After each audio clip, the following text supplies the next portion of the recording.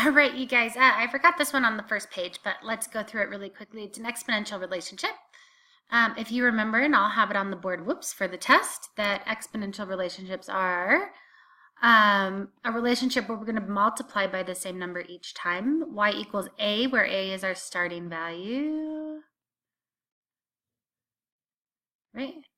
Times B, this is the number that we are multiplying each time, so it's the multiplier to the power of x, and you know it's an exponential relationship when the variable's in the exponent. Okay, if the variable's in the exponent, it's exponential. So what's happening in this story? The world's population has an average growth rate of 1.2% per year since 1968.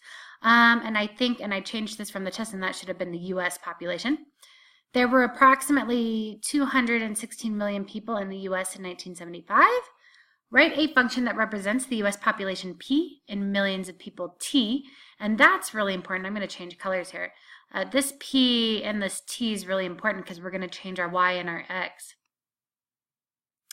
So 1 million equals 1 million, right? And so what that means is we can just use 216 million without putting all those zeros on top of it. So instead of Y, we want the world's population P. So we're going to change the Y to P. So our population is equal to our starting value. So it says since 1975. So that means our starting value is going to be the number that it was in 1975. So we're going to make that 216 and then parenthesis. And here's where we need to figure out what are we going to multiply by each time. And then it says to use T as our exponent time. So we're going to use T here. So what are we multiplying by each time? So the interesting thing that you guys, and I'll bring this over here. Well, that was weird. If I take, check this out. If I take the world's population, 216 million, let's just say, well, let's put it in millions actually. So 216 million, 0, 0, 0, 0, 0, 0, right? 6 zeros, I think.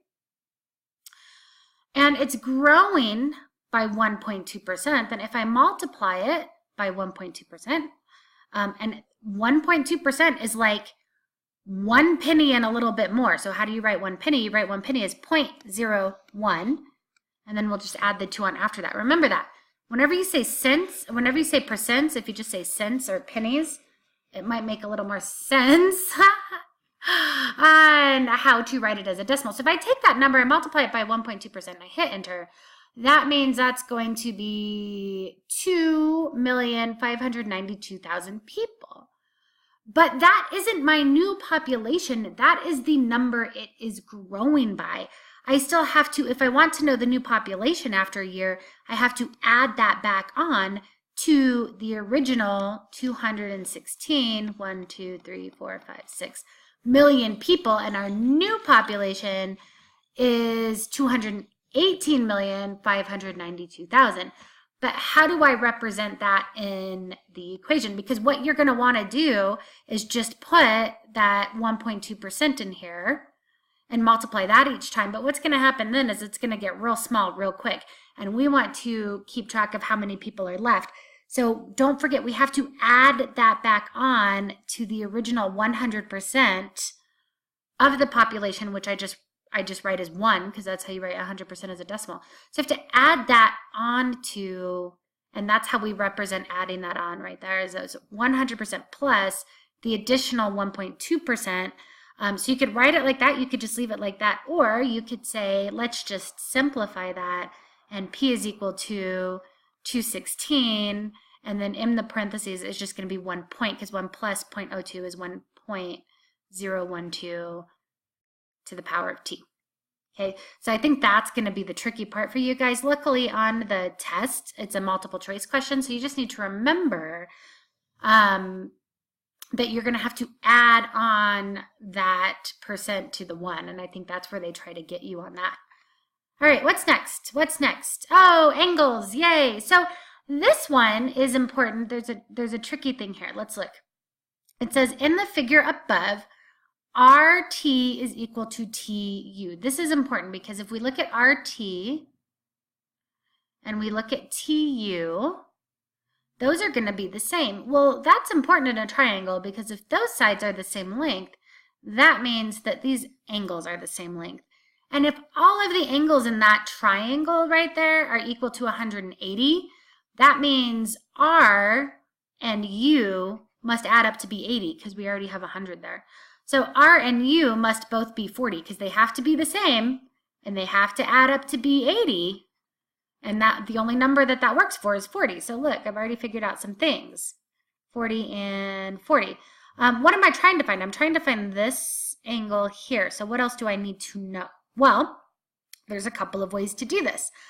And those ways are, well, let's just start with the first one. This is the one that I thought of first.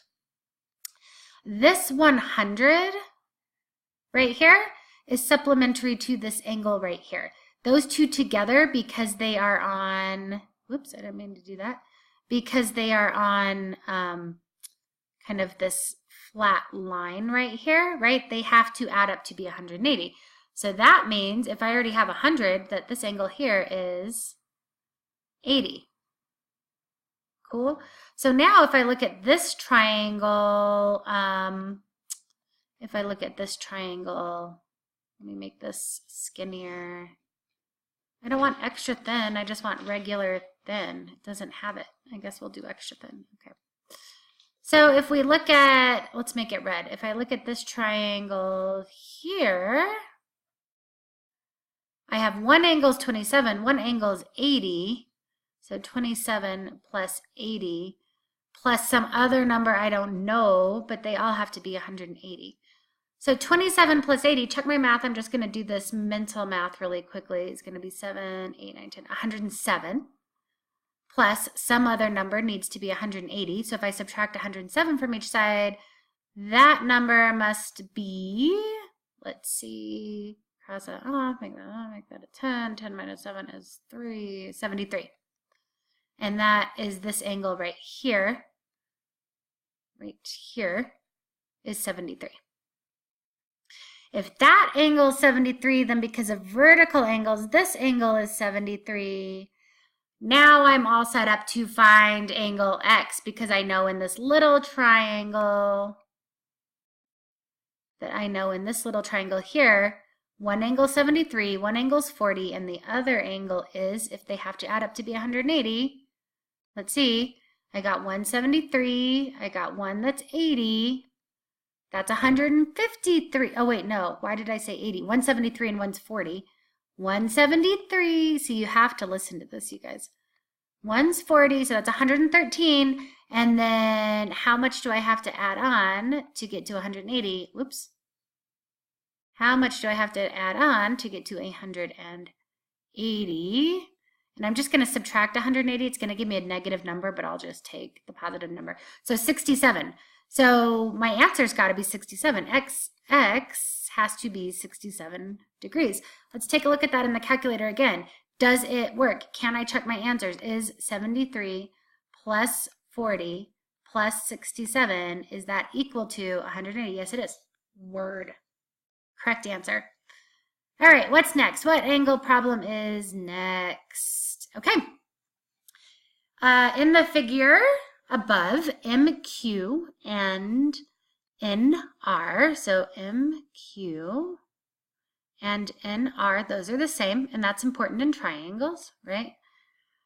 And intersect at point P, and NP is equal to QP, NP is equal to QP, so those are the same also, right? If that's the same distance, then these must be the same distance too, which will come in handy, right? What is the measure in degrees of QMR? So what am I looking for? I'm already using a lot of colors, but let's do this in red. I'm looking for QMR, so I'm looking for this angle right here. Let's get rid of some of these colors.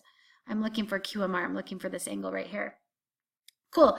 So if this side is 30, that means this is 30 vertical angles. They're the same.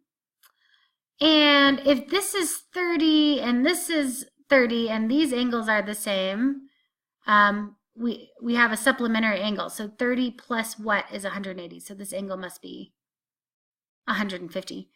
And I know this and this is the same, so I know that these two angles must be the same. So 150 plus what is equal to 180, and I can just do that in my head. I know that that's 30. So it's not like either one of those is 30, but I know that this plus, that looks like another angle. I know that this plus this must be 30, and they have to be the same, and the only two numbers that make sense for that is 15 degrees. So each of these angles is 15 degrees. So angle QMR is equal to 15 degrees. What's next? What's next? We got 5 minutes in this video. In the figure, oh, we just did that one. Okay, so we're practicing angles. Okay, so these two angles are supplementary, which means they are going to add up to be 180. So I can write an equation for that, which is 6x minus 24 plus the other angle, which is 2x plus 12, equals 180. Combine your like terms. I have 6 x's and 2 x's, so that is going to be 8x. And then some other like terms, I have negative 24 and positive 12, and that's together, those are going to be negative 12. You can use a calculator for that if you want. Equals 180. Add 12 to both sides, you get 8x is equal to 192. Divide both sides by 8, and x is equal, and it's told me to calculate x. Remember, don't get confused between calculating x and calculating the angle if it's asking for the angle. But in this case, I have 192 divided by 8. I'm going to use my calculator. 192 divided by 8 is 24. So x in this case is 24. Okay. All right, over here, because these lines are parallel, these lines are alternate interior angles, which means they're also, which means they're the same. Alternate interior angles are the same, right? So if we just do 2x plus 17 equals 3x minus 4, we should be able to solve for x.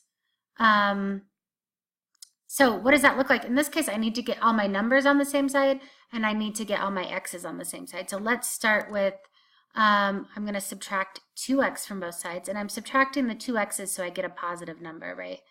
On here they cancel out, then I have 17 is equal to just plain 1x minus 4, because 3 minus 2 is 1. You could put the 1 there if you wanted. Doesn't matter. Then we just need to add 4 to both sides. 17, 18, 19, 20, 21. So 21 is equal to x. If you see me make any mistakes, please let me know. I'll give you a bonus point tomorrow. Here I have this angle and this angle. They are on the same side of the transversal, and they're on the inside of the parallel line, so they are same side interior. So that means they add up to be 180. They're supplementary, so x plus 20 plus 3x equals 180. And let me just set up the equations for you guys, and if you need help solving them, let me know tomorrow, okay? Here, these are also same side interior, so these are also going to add up to be 180. So in D, these two angles, one is x plus 24, the other one plus 2x, that's going to equal 180. E, we have vertical angles. They are equal to each other. So when I set up the equation for that, I'm going to get 2x minus 10 is equal to x plus 40. They're equal to each other. And here, if they're along this one flat line, right, they're going to add up to be 180. So 3x, they're supplementary, minus 10 plus 2x plus 30. Equals 180, oops, 180 equals 180. Oops, what's next? What's next? Oh, here. Oh, these two are complementary. We haven't heard that term in a long time, so they add up to be 90. So x minus 15 plus 2x equals 90, equals this right angle right here. Okay, and this video is over.